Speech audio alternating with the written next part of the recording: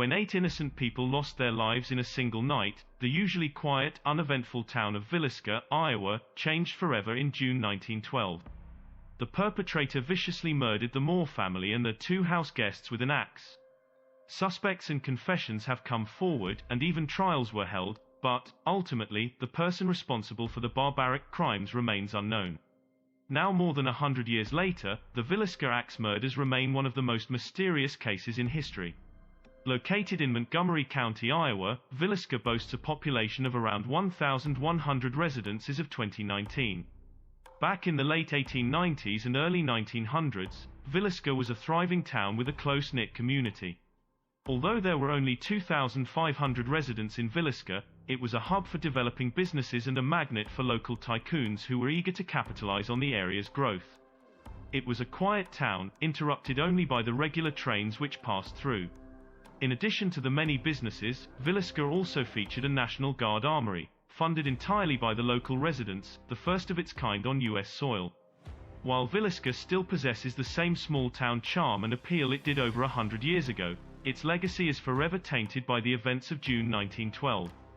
To this day, the Villisca axe murders continue to haunt the small town. Its effects are sewn into the fabric of its history and never seem to fade even with the passage of time. The 8 victims, the entirety of the Moore family and 2 friends of the Moore children, were as follows: Josiah B. Moore, 43 Sarah Moore, 39 Herman Montgomery Moore, 11 Mary Catherine Moore, 10 Arthur Boyd Moore, 7 Paul Vernon Moore, 5 Ina Mae Stillinger, 8 Lena Gertrude Stillinger, 12 The head of the household was Josiah B. Moore. He was a successful businessman in Villisca, excelling at everything he lent his hand to. After he amassed reasonable wealth during his 30s, he later went on to marry and have 4 children with his wife, Sarah. The Moore family was well liked throughout Villisca and gained a reputation for being generous and kind. They were a church-going family who maintained strong contacts and good relationships with many in the community.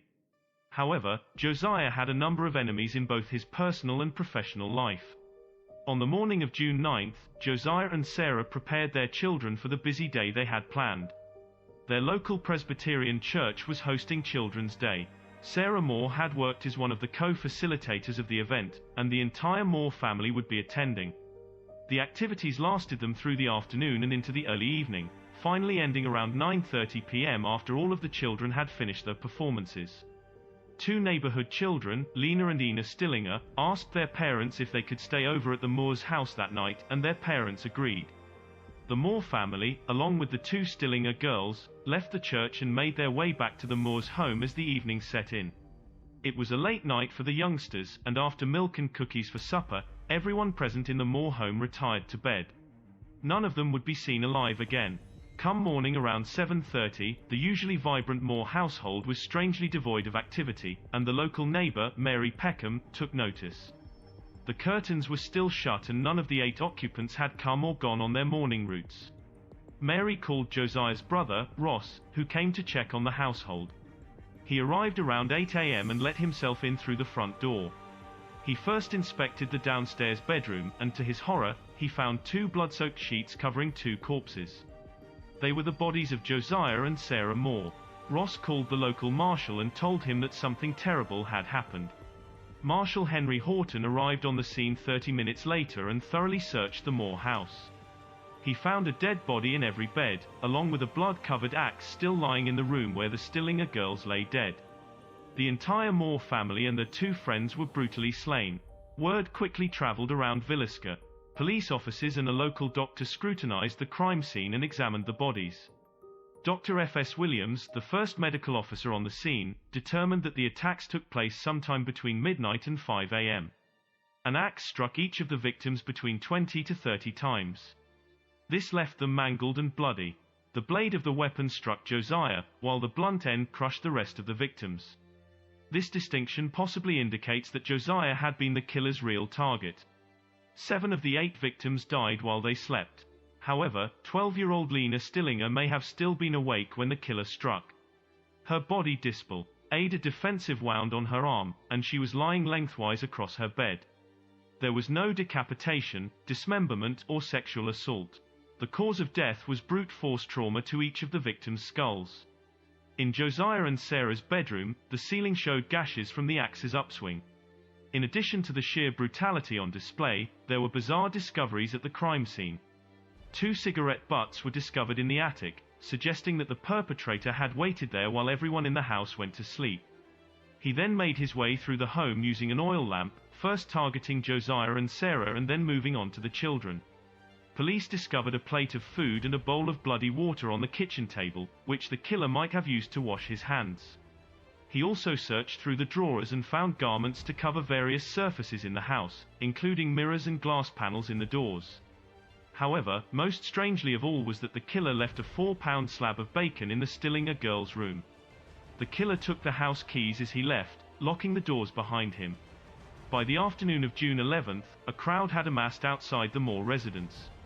Dr. F.S. Williams told the audience, despite the doctor's warning, the curious residents of Villisca descended upon the Moore house and ventured inside. The crime scene became instantly contaminated, and given the lack of forensic advancements at the time, finding any concrete DNA evidence left by the perpetrator was an almost impossible task. The local police had very few leads. They searched Villisca and the surrounding areas and interviewed some townsfolk, but the killer had at least a 3-hour head start on him, and police believed that he would have already fled the town. Numerous suspects cropped up over the years, some of whom even confessed to the Villisca murders. A traveling minister named Reverend George Kelly arrived in Villisca for the first time on the morning of June 10th to attend the Sunday school directed by Sarah Moore. He then left Villisca at 5 a.m. the next morning on the train heading westbound out of the town.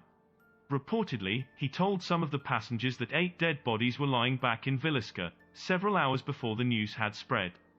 He even mentioned that they had been killed while they slept. Reverend Kelly returned to Villisca 2 weeks later, and after fooling officers into thinking he was a detective from out of town, he was able to latch onto a tour of the Moore house with a group of legitimate investigators. It wasn't until police became aware of Kelly's past that he became a suspect in the Villisca killings. In his teenage years, Kelly had struggled with severe mental illness and also had a history of sexual deviance. Regularly visiting churches throughout Iowa and neighboring states, Kelly had developed a reputation as something of an eccentric. It wasn't until 1917 that a grand jury indicted Kelly for the murder of Lena Stillinger. In August of that year, Kelly confessed to the murder, saying that God had whispered, "Suffer the children to come unto me," in his ear. Given Kelly's history of mental illness, his confession was dismissed. Though there was another man by the name of Henry Lee Moore. Though he had no relation to the Moore family, Henry was an alleged serial killer who, only months after the Villisca killings, murdered his mother and grandmother with an axe in a crime that bore striking similarities to the Moore slayings.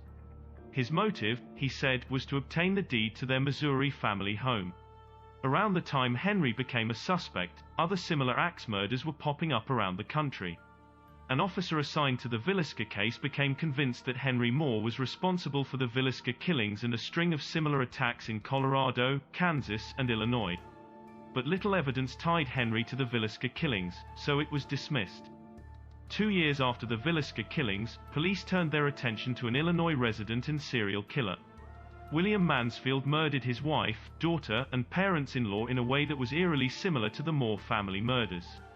Later, investigators linked him to other axe murders that happened in Kansas and Colorado, and he was even a suspect in the notorious Axeman of New Orleans case. While the Villisca perpetrator had draped cloth over the mirrors and reflective door panels, the murderer in the Illinois case used sheets to conceal the windows so no one could see in. It later came to light that Mansfield had been in Illinois around the time of the Villisca killings. Indeed, an eyewitness later claimed that he saw Mansfield boarding a train in Clarinda, Iowa, only 20 minutes outside of Villisca. Frank Jones, a Villisca businessman with political sway throughout the town, was another suspect. Several years before the murders, Josiah Moore had been an employee of Jones, but Moore left to start up his own business. In doing so, Moore took a big chunk of Jones's business with him. Moore and Jones despised each other, according to Villisca residents. However, it was considered a stretch that Jones could progress to murdering his business rival. There were also rumors around Villisca that Moore had engaged in extramarital activities with Jones's daughter-in-law. Over 100 years later, the Moore family household still sits on the quiet residential street in Villisca, Iowa. While every other house nearby boasts renovations and refurbishments, the Villisca house remains frozen in time. There's no electricity, the curtains are permanently drawn, and the doors and windows are boarded up. Outside, there's a sign marking the Villisca Axe Murder House. The Villisca house is now an attraction, a spectacle for the morbidly curious tourist. Thank you for watching this video. If you enjoyed it and wish to see more, click the subscribe button, alongside the notification bell to get notified each time we release a video. Make sure to also like the video and comment what you think about this case, or if you have one in mind that you want us to cover, let us know in the comment down below.